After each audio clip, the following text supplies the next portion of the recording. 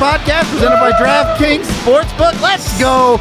A perfect night for Colorado, by the way. All Colorado sports teams won, so Spence has to get married every night now. That's the rule. That's how it works. He's got to go do it all again.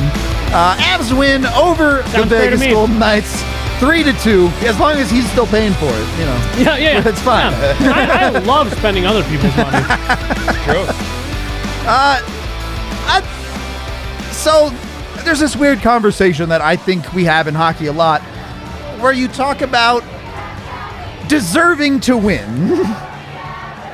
And the Avs won the game, so at the end of the day, they deserve to win because they won, right? But Money Puck has the deserve-o-meter. You have all this conversation about, oh, well, they weren't the better team. I'm not sure the Avs were the better team tonight. Look, I mean, we joked pregame about, well, I guess not joked. We talked about if the Avs go in here and blow Vegas's doors off, what does that do to them on a morale basis after losing 3-1 last night to Arizona? I actually think we're in this weird situation where what ended up happening is actually worse for Vegas because they played a really good game with a shorthanded lineup. You could tell they played like they knew they needed it. Yeah. And this is one of those just like soul-crushing because that third period came. Vegas had outplayed the Avs for 40 minutes. Third period hits. And the Avs, like we saw last night, were just the better team. Like, from like a roster standpoint, they're just better. They got more talent. Right. And it showed up over the course of 26 seconds. And that was the game. You knew it. You knew it. Blais and I were sitting over there on the couch, and McKinnon scored that one. Blais said, if the Avs tie this up, I feel like it's probably done. They tied it up. 26 seconds later, they scored. And the result wasn't in question for a second the rest of the way. It was genuinely the vibe the entire night. I did the watch along tonight. It's 2-1 halfway through the second period. I asked the chat what's going to happen, and like 5 different people are like, oh, the Depth will score the second goal, and the Stars will score the third goal, and the Avs will win. And that's exactly what happened. So like, you know, the really sad thing about this is, like, if you look at the advanced statistics, this is where advanced statistics can be wrong. Like, right? Like, if you just showed people those stats, you'd be like, oh, Vegas. Don't show them the score, and you'd be like, the Avs got blown out tonight. Right? Yeah. Like, but not what happened. And well, hold on, because you said something about with the chat talking about the depth and then the start. Yep. This game was like, I mean, that is your prototypical steal a win in the playoffs. You have to win games like that. Yep. Where I don't think the Avs played bad, but they just got clearly outplayed.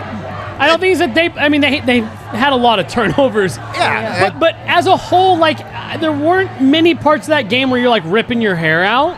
No, it was just sloppy, right? Right. And you just got outplayed a little bit, but when it came right down to it, Jerry Bednar's been talking so much about needing more out of the depth. You get something out of the depth, and then your best players are your best players. Cale Makar to Nathan McKinnon, and that's it. And that's why, seriously, it felt like the game was over at 3-2 because that's just picture perfect how you do it.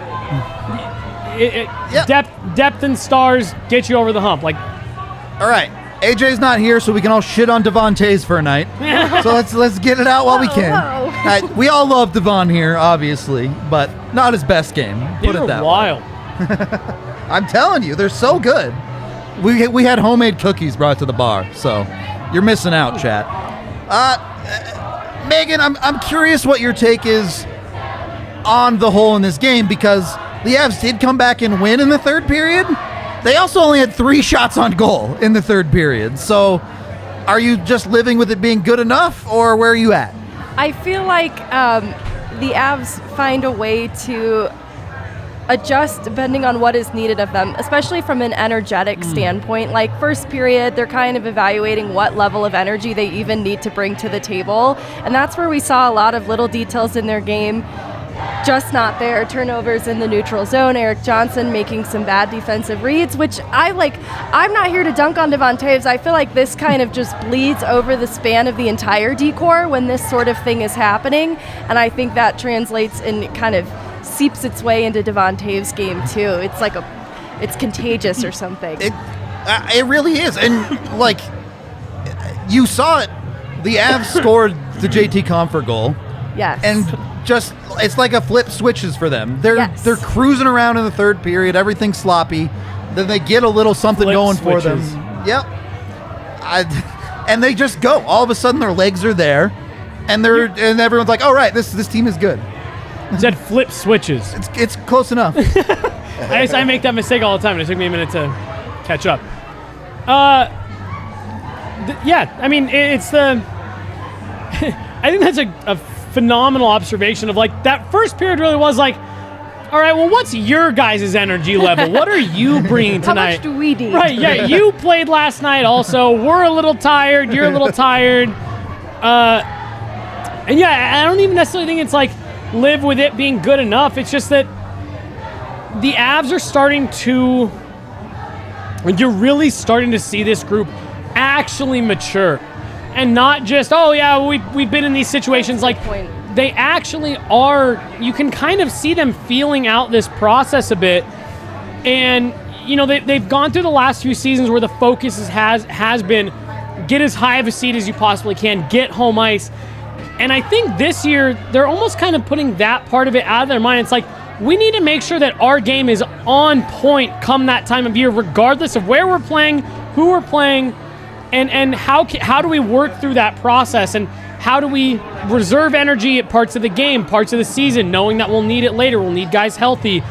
And I really do. I think that's such a great thing to point out, because I think you see the Avs do that a lot, especially since the calendar flipped over to 2022.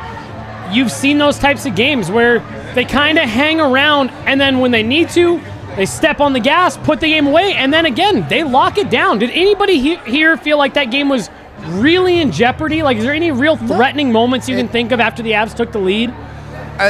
No, the one, honestly, even when they were trailing, I said in the first period, and I was like, as long as the Avs don't get down by 2, they're fine. Right. And even then, I mean, like, we've just seen it now so many times where you're right, against a motivated Vegas team, you don't want to be tempting that. But, I mean, Toronto, Boston, the Avs have shown, like, we have the ability to overcome that stuff against very good, very talented teams. And there does seem to be a little bit of, like, they have a little bit of feeling out process to everything they're doing right now. And I really do. I think they're focused on, we need to make sure that we understand who we are, what our identity is, what we have to fall back on. And it's part of the reason why Bednar's messing with the lines, which, by the way, worked out again tonight. Unstoppable. And it was weird. It was full blend tonight. Oh, yeah. But got the job done. But they started with the lines that we saw last night. Yep. Again, a little shuffled around, and he's doing it because he wants to understand what he's got in what situations he needs to play it in. You're playing against Vegas, you're playing against Winnipeg, you want that heavy line of Gabe Landeskog, Val Nichushkin, Nazem Kadri. Maybe you don't need it in a series against Minnesota. Sure. You know, and it's just, it's really interesting to watch this process. It all seems very deliberate over the course of a game, over the course of the season, as where the last few years it's just been like, well, how fucking good can we be? And it's a really fun thing to watch, and that's how I really do think that's why you keep seeing them ending up in these types of games where you didn't feel like they got run out of the building, they got outplayed a little, but they made the plays when it mattered, and they locked it down when they needed to. And I don't know if anyone else noticed, Darcy Kuemper, they went up 3-2, calm in net, tracking pucks, swallowing rebounds. I mean, it's a very well-oiled machine right now, and they're still tinkering. We're in the room. I think they just finished the graphic. Kemper's my king of the game. No doubt about it. He was phenomenal. And, like, genuinely, not only does he only give up 2 goals, but you look at the comparison of Frankie last night and Kuemper tonight, and you look at the 2 goals, and you're going, well, the Avs gave up a breakaway, song this is, by and the they way. gave up So a 2-on-1. Yep. And neither of those, you're looking at Kuemper and going, we need that. And then he doesn't give up another one. Yep. He lets the Avs get to 3 and win the hockey game. How many times did we have that conversation about Semyon Varlamov? Yep. That's one of the things. That's where I was going to go. Yeah. Like, right? When you change it where it's like in the first period, goal, he's a little bit leaky, it's fine because there's so much time to make up. And especially when you have a high-powered offense like the Avalanche do, excuse me, goal support. You don't really have to worry about it. The thing that's a killer is, if you go into the third period and then Kuemper gives up an easy goal right off the bat. Crushes your momentum. Crushes it, makes it a 2-goal game.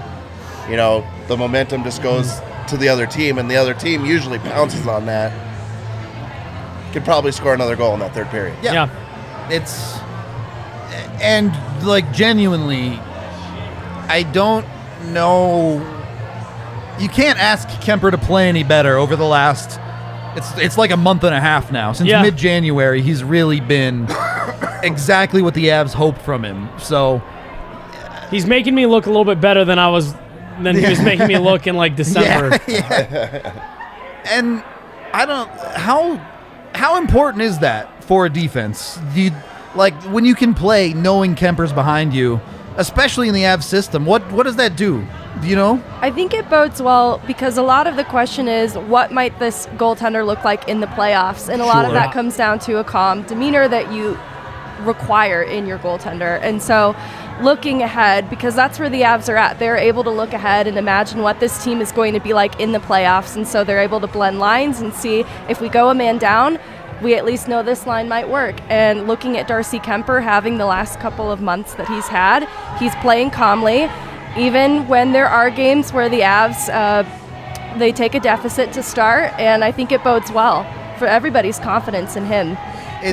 Go ahead. Well, so I was going to add to what you were just saying about it kind of alleviates the playoff worries, and it takes a little bit of that secondary pressure off of those conversations, all jokes aside, about Marc-Andre Fleury. And it just takes that part of it away, so there's not that distraction. Then, I mean, how many times have you heard, and Blais, I'm sure that you can attest this, especially as a coach now, where, I mean, I even speaking for myself, and obviously I'm not playing the NHL, but you hear players talk about it all the time, just the calmness and, what's the word they always use, but just that confidence of knowing that, we have someone who has the ability to bail us out if we make a mistake. We don't have to play a perfect game. Everyone across any sport, but especially hockey or anything with a goalie, anyone who's played in those situations and had someone on their team who's a new goalie or has never played, or even cover your ears when Hunter Miska was with the Avs a couple years ago. In that small little stretch where it's just they're there for a reason, they're good enough, but you just have that shit, we don't want to give them too many looks, right? And you start to overthink what you're doing. And then you make mistakes, and then the goaltenders feel that pressure too, and then they give up one bad one, and that's how you end up. And I'm really not trying to, because I thought Hunter Miska was fine in most of the games he played here, but the one game that everyone remembers, I really do think that's what happened. That first one beat him, a little bit of jitters, and then you saw players throw their head back. You saw fans in the crowd, oh, come on. And now it's in his head. And just the confidence you have when you know that your goalie's locked in, that, hey, we don't need to be perfect. We can continue to play the type of game that we want to play, knowing that if we make a mistake, we have someone back there that we trust can bail us out. They're not going to 100% of the time, but they have the ability to. And it changes the way you play up front. And I think, confidence is just a great word to tie all that together. AJ's comment here has the stats on Kuemper, and they speak for themselves. 9/22 December, 9/28 January, unbelievable 9/38 February so far.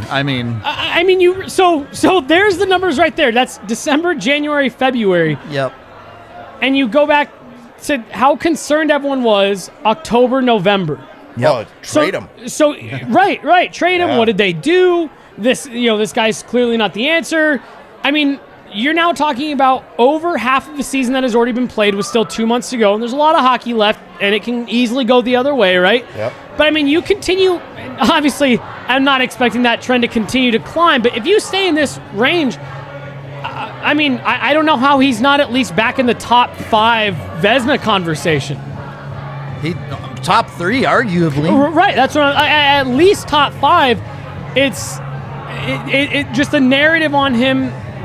Maybe it hasn't switched, but it should. Because you're now talking about 3 complete months where he's been well over a 920 goalie even. Yeah. Yep. And then you add that into the 2 very average months he had before that. Not bad, average.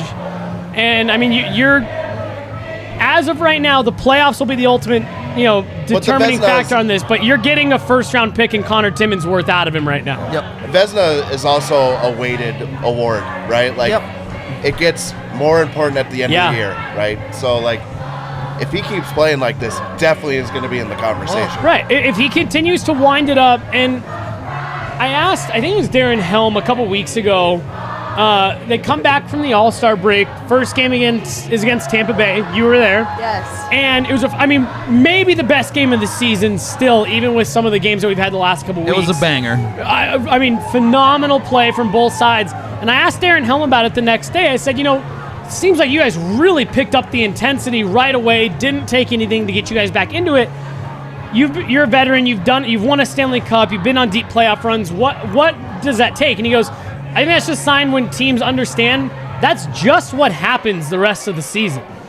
There's no, if you're a true, and again, AJ, shout out AJ, if you're a true cup contender, if you're a serious contender, Darren Helm was just saying that's just something that you've got to know. No one should have to tell you you've got to ramp up your play. Yeah. And again, you're seeing it with Darcy Kuemper. I think you're seeing it with the Avs that they understand we can't wait for someone else to tell us we need to turn up the play.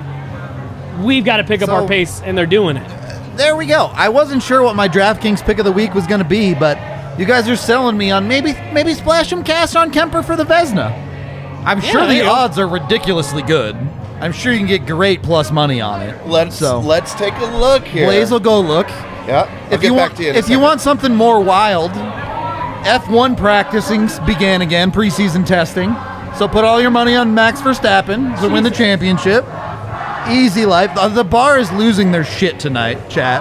Dude, it's like legitimately going off down there. Yeah, it's crazy out here right now. This is why you got to come to the DNVR bar. There's like 2 birthdays and a wedding going on down there. It's actual pandemonium. The Nuggets game was insane the entire night. The Avs game lost their minds in the 3rd period. This is what it's all about right here. I was going to say. Ready? I'm ready. Darcy Kuemper, plus 5,000. Plus 5? You got to just throw $5 at that just for fun. I've got an odd amount in my account, and I'm just going to go put my video on there. There you go. So Darcy Kuemper for the Vezina. Get over to DraftKings. Put your money on it. If you sign up for a new account with code DNVR, bet $1, you can get $150 in free bets if you pick an NBA team to win their next game. So do that, and then put all your free bets on Darcy Kuemper and win $10,000 or something. That's what that adds up to, right? No. It's like $7,500. What? No, yeah, it'd be like $7,500. If you put how much on it? 150. Oh, yeah. Yeah. So go buy a lottery ticket like that. Why not? I just put $5 down for $200 and some dollars. $7,650 is so $7,650 if you did $150. So ridiculous. I honestly don't think that Kuemper will win it, but he could. Yeah, never know. Why not? Keeps going like this. Yeah, he's going to put himself in the conversation. For sure. There's always a chance. Or maybe he'll end up winning Bednar the Jack Adams. I want that so bad just for him. He deserves personally. One. He deserves one. Anyway, DraftKings Sportsbook. Use the DNVR code to get the $1 for $150 opportunity. Must be 21 or older, Colorado only. Other terms, restrictions, and conditions apply. DraftKings is an official sports betting partner of the NBA. And of course, if you have a gambling problem, call 1-800-522-4700. Also, go get a Breck Brew. The Avs saved the 2 goals for the 3rd period, so you don't get the free brew. But every time the Avs score 2 goals in the 1st period, Breck Brew is giving you your first beer on them. Keep your receipt. Go to breckbrew.com, post your receipt. They will reimburse you for the beer. It's a great deal. Get on it. Also, coming up, I can't spoil all the details, but all I'm saying is have your Avs merch ready. Have your selfies ready. We're going to be giving away some Avs tickets pretty soon, thanks to Breck Brew. So keep your eyes peeled for the Avs tickets. It's going to be good. 2nd period of the DNVR Avalanche podcast. It's like we're at 50-50 if my voice makes it through this podcast at this point. We're yelling over the bar a lot here. Blais, you have some questions to answer to the chat.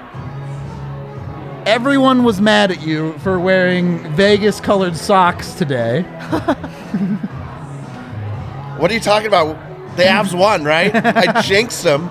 They played as bad as I play hockey, so. Well, I mean, word on the street is you scored more goals than either of these hockey teams tonight. So. Might have happened. So maybe the socks worked out for you in the end.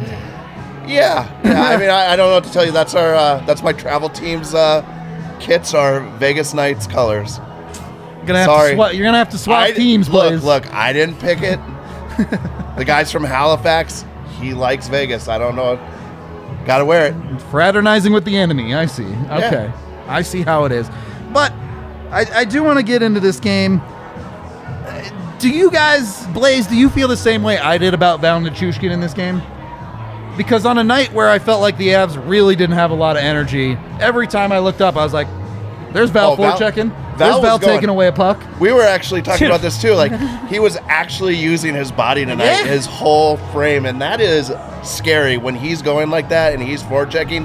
That is a big, strong man that can do some harm. But he was also playing on the right side of the puck, which I always like to talk about. You know, Blais was a coach with this one for sure. The way he was playing, you got to love it. He was actually moving. There was a lot of Avs that were very complacent tonight throughout the game. He definitely wasn't one of them, and I thought Alex Newhook again, like always, he's always got a motor. Energizer bunny out there as well. Love to see it. He's a freak, dude. Like Val Nichushkin is a freak. He's an actual.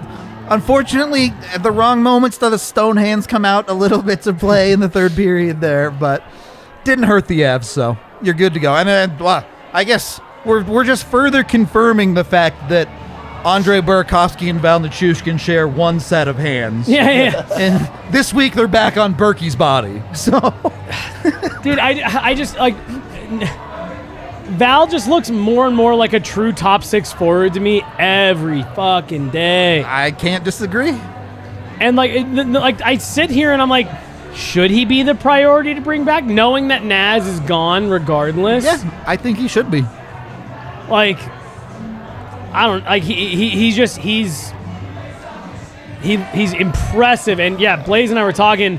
I mean, dude, these games get done and this guy goes and hits the weight room like hard. Right as we're talking, this dude is pumping iron. Dead serious, like for real. Not kidding. And I mean, it's just when he plays the way he did tonight and he plays big like that, he's a really tough player to handle. Most guys get on the bike after a game and he's going out and just pumping iron while on the bike. Yeah, just crazy. Okay, everyone, let's pull out our suits of armor. Get your shields and point them towards Jesse for a second. Oh, shit. We have to talk about Erik Johnson again. Oh, God. I was actually going to say earlier, I won't get into it. You have to. You have to talk about it because on nights where the rest of the Avs defense is playing well, you live with it. You can deal with Erik Johnson. But on a night where you're seeing Taves have some issues, you're seeing Makar struggle, and then Erik Johnson is just an anchor. These are the nights where you go, this is why the Avs need to add another defenseman at the trade deadline. Yeah, I mean, look, dude, like, I mean, this is another thing Blais and I were talking about. EJ's a really interesting figure for the Avs. Yep. He's been here a long time, and there's a lot of people that really like him. He's very passionate about being an Av. He's been here for a long time. He's the longest tenured Av right now. The organization invested a lot in him, and there were moments, small pockets, where he looked like he was going to live up to some of those. It just has never really kind of turned that corner for him. He never really got to where everyone wanted him to be, and maybe you could argue the couple seasons where he was at his closest was when the Avs were at their worst, so he was a complete wash, irrelevant. It's really hard because this contract hasn't looked good for several years now, and it has just seemed to be like ongoing. Every time you think, oh, well, next year has to be the end, right? No, there's 4 more years. There's 3 more years. You come into this year after what was a pretty abysmal year last year for him. Well, I mean, he didn't play. And you were saying, all right, is it time to move on? I think had he not waived the no move clause, they would have bought him out, and it would have been this kind of real ugly end of the tenure. I think that's part of the reason why he probably did do it.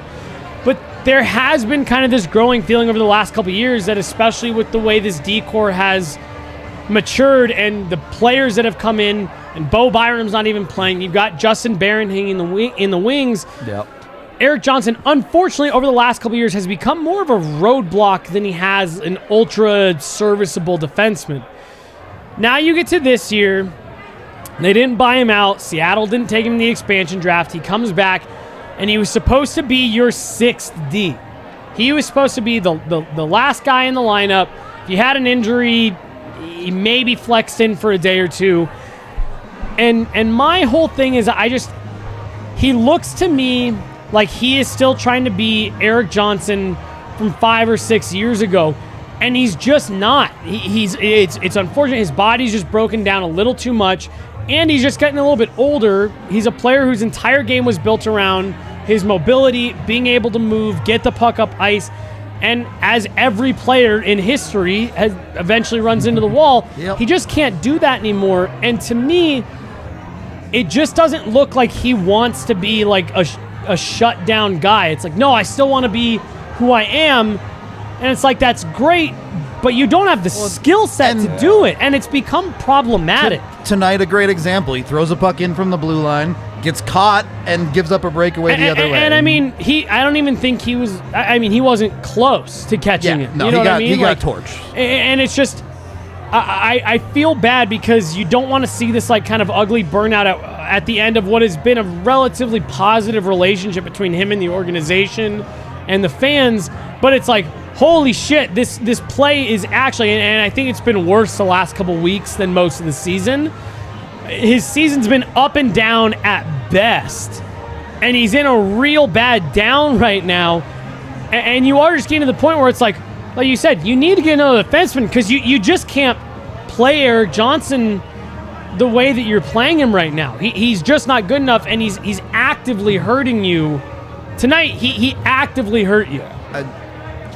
And it's just, like I said, it sucks because he has been here a long time. He's been good for the organization, but the fact that you're staring down another year of this,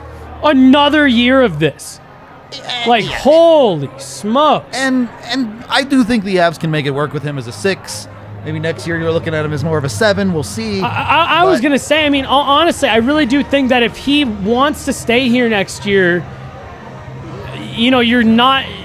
There's no way he's coming back. They need that money for other stuff. Yeah. And if he wants to stay, but you're imagining if they don't trade him this trade deadline, I imagine Justin Barron slots in next year. And then you've got, you'll have a couple defensive prospects. That they'll dip into the defensive free agency market. Eric Johnson might, if he decides to stay, and if they don't buy him out, he is staring absolutely at being a healthy scratch on most nights with a healthy roster. Like, that's where his play is at.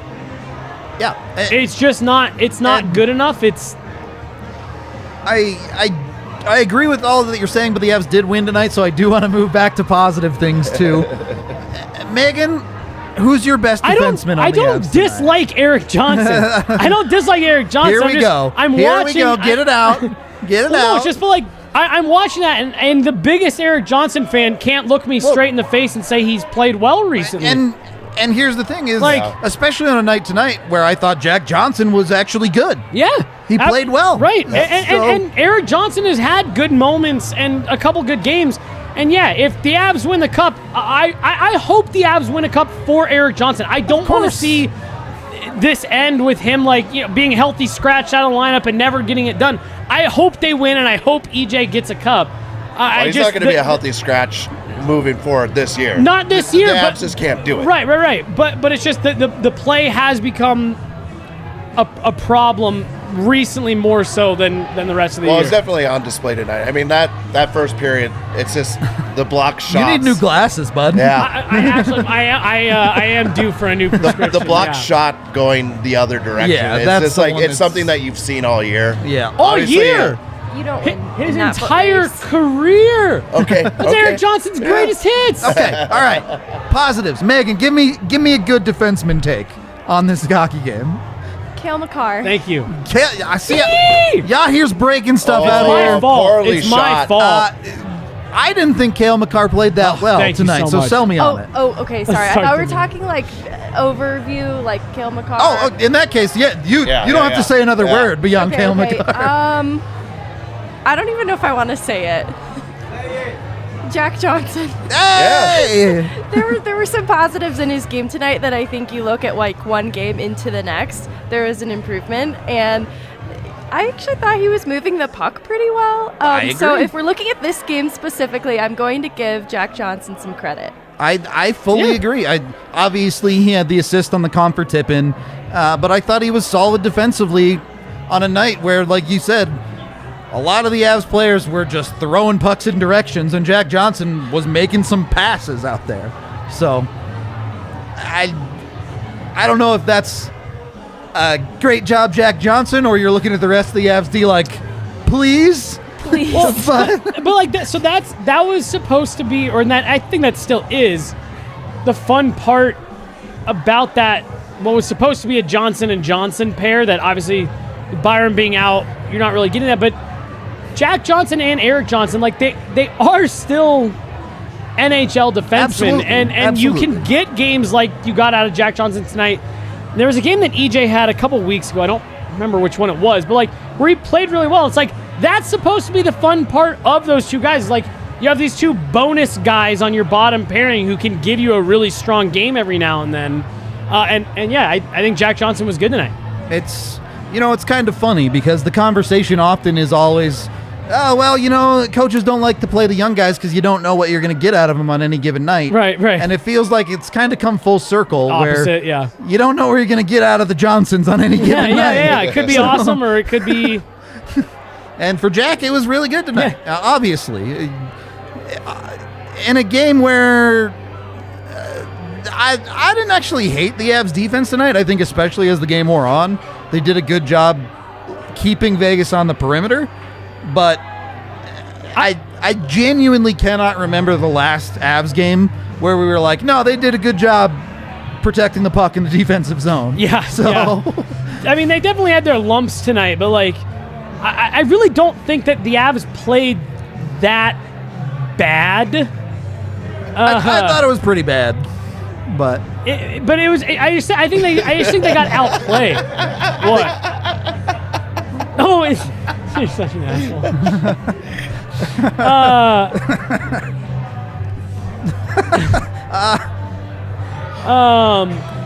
I don't think they played that bad, but I think Vegas played a good game. Yeah. they did. Definitely, Vegas deserves some credit there. Yeah. I did want to get back into this conversation because I think there's a little bit more to dive into on Vegas' side of this. I was wanting to get to Vegas Yeah. eventually, yeah. If you're Vegas, are you hitting the panic button right now?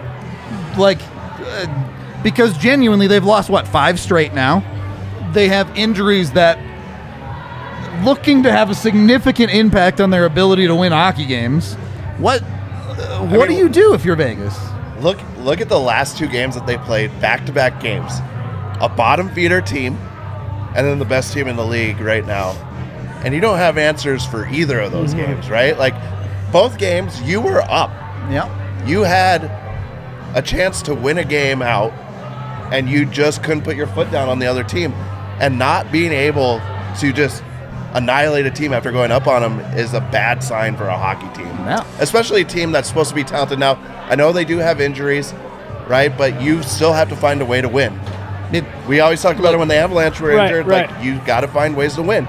It's just part of hockey. Robin Lehner ain't going to get you to score more goals. That's for sure. That's true. But I mean, since Mark Stone's been gone, it seems like they are having a very hard time figuring out ways to actually be a threat and score goals. Well, so it's interesting, dude, because I don't remember if we were talking about it on a show, or I think it was just you, me, and AJ talking about it yesterday about how, Vegas, people talk a lot about Vegas fans, how nobody feels sympathy for them because they've seen, 4 conference finals in 5 years. Yeah. And the one little bit of heartbreak that they did have like I'll give you, like it was bullshit and all that stuff. They also were up 3-1 in that series. Let's not forget. And so, like, but from like a fan standpoint, it's like, okay, yeah, you get that one. Your team kind of fell apart. But then, from the team side, this is going to be a really interesting moment for them because this is maybe the first time in that franchise's history that they find themselves with a legitimate uphill climb. LA won tonight. Yep. They are now more than 2 points behind LA, meaning they can't catch them in one game. So they're now firmly in that third seed in the Pacific, and there's a couple games that hadn't gone final yet. Their one heartbreak led to a rule change. Yeah, seriously, like, yeah. And so there's a couple games that still haven't gone final yet. Vegas is in a situation where, with the injuries that they are now staring down, they've lost 5 in a row. They're now in the thick of not the Pacific Division title race. They're in the playoff race. They are right now, by standings perspective, they're considered a bubble team. Yep. And Mark Stone, if Mark Stone's coming back, your roster's getting worse. So you have to assume you don't have Mark Stone the rest of the way. It's unclear on Robin Leonard. Max Pacioretty left again. He can't seem to put together 10 consecutive games. And you've got a legitimate uphill climb, and you're going to see how this organization responds to adversity, especially in the Pete DeBoer era, where they've really, everything's, been turned up aces for them. And, they've landed, I was thinking about it during this game. If you're Joe Sakic, how fucking annoyed do you have to be at Vegas? You were in on Mark Stone, barely lose out to Vegas. You're in on Alex Pietrangelo in free agency, lose out to Vegas. You're in on Jack Eichel to the point where Jack Eichel thought he was going to Colorado, and you lose out to Vegas. And so, like, you've done everything you can. You've thrown every asset you have, and now you're looking at a huge uphill climb, and your team is feeling terrible right now. I don't know if it's necessarily like panic time, because there's still a lot of hockey left to be played, but I mean, you've got to have a serious, like, come to Jesus moment, look yourself in the mirror and decide how you want the rest of the season to go. It's a little bit similar, I think, to where the Avs were at the start of the year. The Avs go 4-5-1 in their first 10. Right. And they're massacred by injuries. And it was like, look, if the Avs don't figure this out, it could be a long season for them. Well, and that Vegas is like, if we don't figure this out, they're in jeopardy of missing the playoffs. And I think that goes back a lot to what Meghan was talking about earlier, with how, like, it felt like there was a little bit of a feeling out process. I do think that was kind of the Avs moment of like, okay, what are we? Are we just trying to win games just to get the points and get in, or are we trying to be serious about this? We're 4-5-1. Like, this doesn't have to be the end of our season if we get ourselves together, collect ourselves, and understand who we are and play to our identity. And we all talked at the time, like, hey, if you're going to go through this, go through it at the beginning of the year. Yep. Vegas is doing it now 3 weeks before the trade deadline, and they have some very serious decisions to make about answering that exact question. Who are we? Do we need to have Mark Stone back? Because like you said, since he's gone out, this team looks a little lost. Yeah. Do we need to have Mark Stone? Can he play through the injury? How much are we fudging this, right?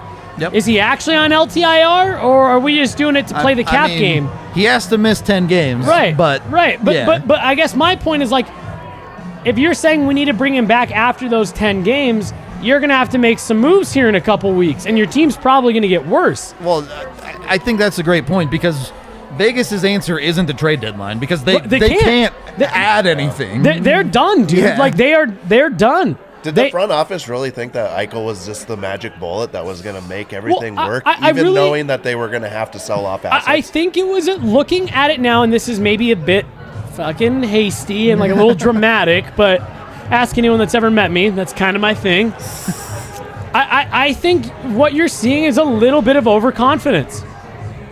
That Ken saying that last week stuck with me 2 weeks ago. And neither of these teams really need the points.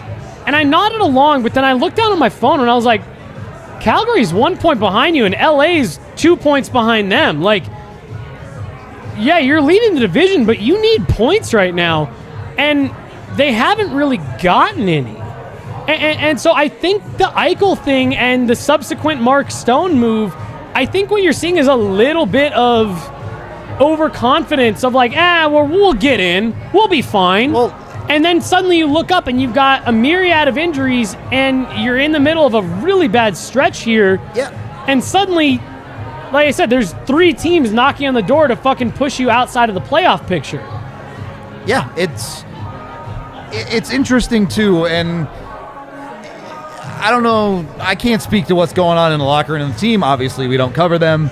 We don't have that intimate look. But certainly from a fan base perspective, you're at the point with Vegas where it feels like, all right, at first you guys were the underdog. You were the new team and the fresh new thing. And now, especially with Seattle coming into the league and being bad, I think most fan bases are over it. They're done with Vegas. Like, there isn't that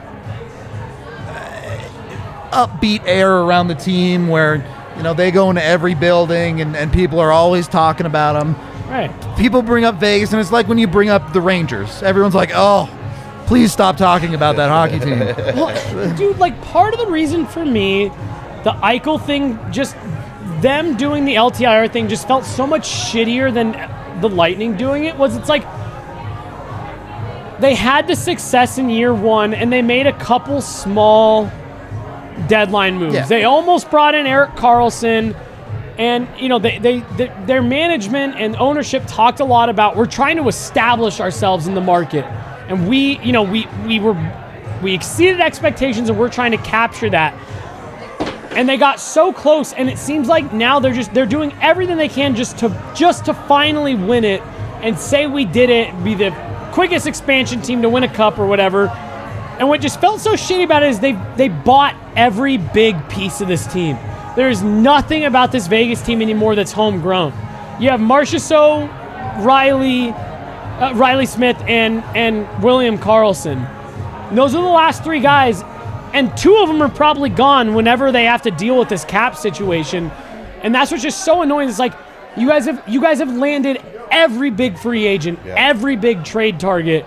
And that's why I think you're right. It's like everyone's like, good. Good. Like I hope this happens. Okay. We are brought to you by Ivanka TV. If you want to actually watch the Avs on your actual television, Ivanka's the way to go. Just $25 a month. You get altitude. When the baseball does come back, you'll get AT&T Sports Network also. They got the sports. They got the national channels. They got you covered. It's not the nonsense. I was doing the watch along earlier. I know all of y'all are pirating the game, all right? Everybody knows. You don't have to do that anymore with Ivanka. You can make it easier. You get the remote. You just turn on the TV. The Avs are on. Especially, I get it. A lot of you know how to pirate the game, but this is go tell your parents. This is a huge thing for my parents who they're not going to figure out their way around a computer and stealing a hockey game. They just want to be able to watch it. Ivanka will allow them to do that. So jump on Ivanka TV. Go to Ivanka, EVOCA, I can spell, .tv/DNVR to get your Ivanka TV set up right now. Also brought to you by, I forgot which read is next. Slacking tonight. Usually have him down. Oh, right. Blai's favorite drink in the whole world, the Ranch Riders. That one right here. Is that the jalapeno one? Is that what that one is? No, this one, let's see here, is the lime. It's just lime and tequila. Lime and tequila. In a bottle. Well, that's a can. Sparkling water. Yeah, with ranch water. It's good. It's delicious. It genuinely, very sweet. I'm surprised more companies haven't moved into this space, because we've seen the seltzers with beer or lighter alcohols in them, but these have tequila. They also have a vodka option. So they're cocktails, I guess. Cocktails in a can. Bam. Easy enough. They're good. 1, because they came from a food truck. And for all the bad takes we have on this show, everyone knows food trucks just make better stuff. That's just a fact. 2, they're one of the top 10 fastest selling alcohols in the country. So clearly people like them. Go get them. Go get yourself some ranch water from Ranch Riders. Absolutely delicious stuff. And I can confirm, hung out with my buddies last night, they do the job quite well. when you're trying to get drunk. I restocked the fridge. I came in today. They were gone. They were gone. So, pretty good stuff. Third period of the DNVR Avalanche podcast. The voice is fading fast. Let's talk about the actual, good goals of this hockey game for the Avs. First, you have Burakovsky, most predictable thing ever that he scored again, right? Yes? Oh, of course. Okay. Third period, you get one from JT Kuemper. Does that feel like a weight off the shoulders of the Avs a little bit to see that depth scoring get something again? Yes. Good answer. Do you want to expand on that a little bit? I'm mulling it over a little bit, but it's just, you look at the bottom six, and this is an area that has been hurting to produce. And I think in Tyson Jost being scratched tonight, we're seeing that there are now some hard-hitting coaching decisions that are being made around this frustration with Abe Kubel scratched prior to that. It's a pretty serious situation, and so if you'd like to continue playing more than 5 minutes a night, then you need to start scoring. And I don't think it's an accident that he's rotating this scratch either, with the trade deadline less than a month away, right? No. You sat down and Meghan goes, do you know anything about Jost being scratched? And I was like, no, I know that Bednar wasn't happy with him. She goes, ooh, I'm building my own conspiracy theories over about him being traded. I was like, holy shit, I didn't even think about that. Bring back the conspiracy theories. I'm here for this. Yes. But look, the Avs got to make room for the Ginger Gem. We know Claude Giroux's coming. It's just, I refuse to listen to real news. I'm just convinced that this is happening at this point. I mean, he's not going to be a depth guy on the third or fourth line, though. Yes, but he moves everyone down the line. Sure, okay. So someone's going to get scratched. Happy birthday. Thank you for that. I was saying earlier, we have a bunch of birthdays downstairs. Yeah. No. We had a birthday here at the DNVR bar. And it was Allie's. Happy birthday, Allie. Let's we go. We had a birthday and a wedding at the DNVR bar. Well, not at. The party was at the DNVR bar. It's here now, that's for sure. It's for sure here. Go Avs. Let's go. The Avs get a win for Allie on her birthday. That's awesome. But the reality is, there's a decent chance the Avs move out of forward at the deadline, but someone is likely to get the short end of the stick when it comes to bringing in players for Colorado. And as I talked about with the chat on the watch along, I think a lot of people would like it to be Darren Helm, but Lots of time. but right now Bednar's trying to find it. Knack and Joe scratched. Would not surprise me to see him rotate that through to a couple of other guys over the next couple of weeks. Dude, Meghan and I were talking during the game. I asked Bednar last night about that fourth line getting essentially benched for the second period and then very limited ice time in the third. And I asked him, I said, what kind of conversation did you have with him? He said, didn't have one. That was the extent of his answer. That's rough. And on the next question he answered, he said, I'm going to try to scrape any kind of production out of that bottom six I can get. Yep. So Comfort contributing, like that whole bottom six knows that exactly what you said. Someone is on the move. Yep. And unless you're Logan O'Connor just going, hey, I'm out playing my contract right now, they're probably not going to move me. Like everyone in that bottom six, they're all playing to stay and have a chance at a run with this team. Well, and like when you get into the playoffs, right? Like we always talk about, like your big players have to be your big players. Like, right, your top two lines have to be clicking. Of course. But the difference between teams that go far in the playoffs are teams where that bottom six is contributing to goals. You know, not just doing the defensive side of the puck, but also contributing on the offensive side. That's why Tampa gave up a first-round pick for a clear bottom six player. Everyone said, why did they do that? And they were like, no, we know what we're doing. Yeah. AJ adding to the conspiracy theory. I was just reading this, like, wait, leave Bowers out of this. Bowers traveled but didn't play. Math is adding up here. All right, we need the mega brain. The other goal, exactly what Blais is talking about. Yes, you need a big goal out of your depth, but who gets it done? Oh, look, through the neutral zone, it goes Taves to Berkey to Mikko to Kale to McKinnon, and the puck goes in the net. And it's like, oh, all right. The Avs have a lot of really good players, huh? I forgot. And on the whole, I don't think it was a good night for the Avs' top players, but it doesn't have to be, because Darcy Kuemper kept the game within one goal, and it takes one play And when you're that good, you can make one play happen at any time. When you have 3 shots in the third period and 2 of them are goals, things are going your way. It's an 82-game season. Like, you're going to have some stinkers. But again, as long as you can turn it up in the moments that you need to over the course of a game and season. Yep. Yeah. Doesn't matter. It doesn't. And we talked about it earlier, right? The Avs understand, all right, we need something? Turn the knob. Yeah. Team's good, fam. I don't really know what else to tell you.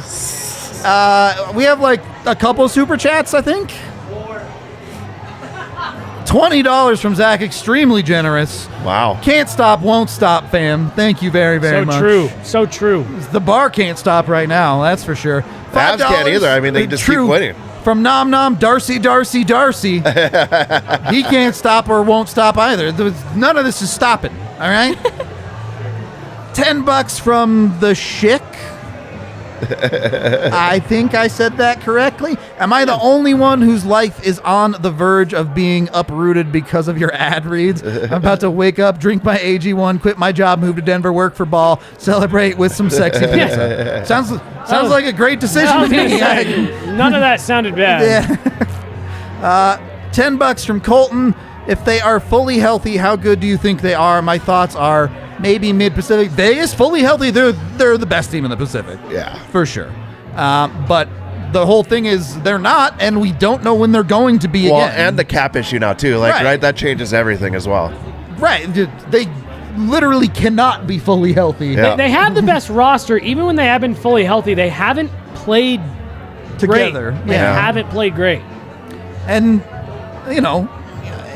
Eichel probably isn't fully settled in there, but Vegas is saying it's been 10 days. Right. Let's go, Jack. Right. Come on. Yeah, it's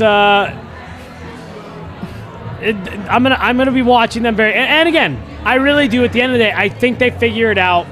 They'll get in. They'll be fine. But they're staring at some real challenges for the first time in their franchise's history. It was definitely Dr. Dub tonight. It was not the professor tonight for Colorado. No, not at all. They did what intern. they had to do. Yeah. Not even the resident. It's like the first day med student handing out the prescriptions for Dubs today. But, they made it work. All right. Final thoughts? Anyone? Anyone want to say something beyond the Avs are dope, fam? No? I think that pretty much covers it. All right. Awesome. I got to stop this. I can't. I know. It's loud in here, fam. It's been a night. We're going to wrap this one up. Thank you for watching and listening. All this right now is real easy to be an Avs fan when there's what? Are they 7-1-2 still, or did they move back to 8-2 at this point? Did the OT loss fall off? I forget. I don't know. Well, they lost to Boston, right? Yeah, that made them 7-2-1 in their last 10. 7-2-1, yeah. I think that's still there. I don't know when the OT loss falls off. Who knows? But anyway, it's dope. Everything's amazing. Avs are the best team in the league right now. We'll talk to you on Monday.